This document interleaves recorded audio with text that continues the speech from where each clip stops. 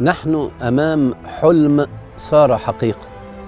من 12 سنة كنت في هذا المكان لما كلفني وشرفني قداسة البابا شنودة إن أتابع وندعم الكنيسة، تدعم هذا المكان وهذا العمل. كان مجرد صحراء. والجميل النهاردة بزور بعد سنوات كثيرة وأجد نفس الروح المصرية الحلوة. الوصول للنجاح وللقمة سهل، لكن البقاء على القمة والاستمرار في النجاح هو ده اللي محتاج عمل دؤوب ومحتاج دعم من كل المصريين. بمناسبة صوم الميلاد المجيد وأعياد رأس السنة بأناشد الأقباط في مصر والمهجر إنهم يقدموا الدعم لهذا المستشفى.